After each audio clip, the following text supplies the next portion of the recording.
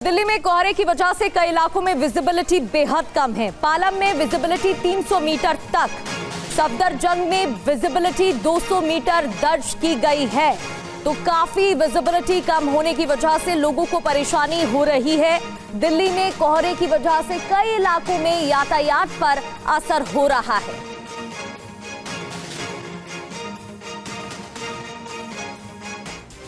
और दिल्ली में बेहद खतरनाक स्तर पर प्रदूषण पहुंचा है। एक तो कोहरे की मार और दूसरी ओर प्रदूषण का स्तर बढ़ता जा रहा है। ज्यादातर इलाकों में एयर क्वालिटी इंडेक्स 400 के पार है।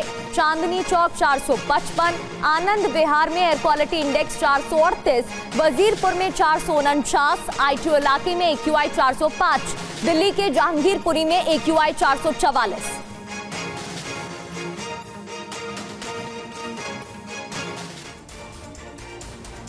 और जम्मू में पिकनिक से लौट रही बस के साथ हादसा हो गया। स्कूल की बस डिवाइडर से टकराकर पलट गई। 35 बच्चे घायल हो गए। कैसे हुआ यह हादसा, इस रिपोर्ट में आपको दिखाते हैं। स्कूली बच्चों से भरी बस पिकनिक से लौट रही थी, तभी अनियंत्रित होकर डिवाइडर से टकरा गई और सड़क पर ही पलट गई। सड़क हादसे में 35 बच्चे घायल हो गए। घटना जम्मू के बिस्वाह इलाके की है, जहां पिकनिक से लौट रही बच्चों से भरी स्कूल बस तेज रफ्तार में रिंग रोड से गुजर रही थी। इसी दौरान बस अचानक अनियंत्रित हो गई और डिवाइडर से टकराने के बाद पलट गई। हादसे के तुरंत बाद घटनास्थल पर चीख पुकार मच गई। आसपास मौजूद लोगों ने राहत और बचाव कार्य शुरू किया और पुलिस को सूचना दी। पुलिस और एम्बुलेंस मौके पर पहुंची। सभी घायल बच्चों को तुरंत नजदीकी अस्पतालों में भर्ती कराया गया, जहां उनका इलाज जारी है। जम्मू कश्मीर के काजीगुंड में नवयुग टनल में भीषण सड़क हादसा हो गया। एक ट्रक ने 2 गाड़ी को टक्कर मार दी। रिपोर्ट देखिए। अनंतनाग जिले के काजीगुंड के नवयुग टनल में एक ट्रेलर ने टनल के डाउन ट्यूब के अंदर 2 गाड़ियों को टक्कर मार दी। टक्कर इतना भीषण था कि गाड़ियां एक दूसरे के ऊपर चढ़ गई।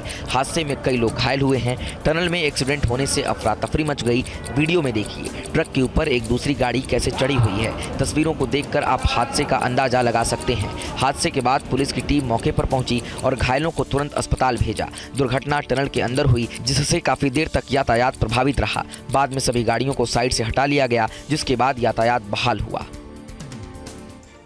और मध्य प्रदेश के छतरपुर में कोहरे की वजह से एक बड़ा सड़क हादसा हो गया। एक रेत से भरा ट्रक नहर में जा गिरा। हादसे में एक शख्स की मौत हो गई। रिपोर्ट देखिए। रेत से लदा ट्रक छतरपुर जा रहा था। घने कोहरे की वजह से ट्रक अनियंत्रित होकर नहर में गिर गया। ट्रक में 3 लोग सवार थे। सड़क हादसे में एक शख्स की मौत हो गई, जबकि 2 लोग गंभीर रूप से घायल हो गए। हादसे के बाद गांव वालों ने पुलिस को सूचना दी। पुलिस मौके पर पहुंची और गांव वालों की मदद से ट्रक में फंसे लोगों को बाहर निकाला। 3 लोगों में से एक की मौत हो चुकी थी। 2 घायलों को इलाज के लिए अस्पताल पहुंचाया गया। जानकारी के मुताबिक सुबह इस इलाके में घना कोहरा छाया हुआ था। विजिबिलिटी बेहद कम थी। इसी वजह से भारी भरकम ट्राला सीधे नहर में जा गिरा। अरावली बचाओ मुहिम को लेकर राजस्थान के उदयपुर में वकीलों ने प्रदर्शन किया और वकीलों ने सरकार से पुनर्विचार की मांग भी की है।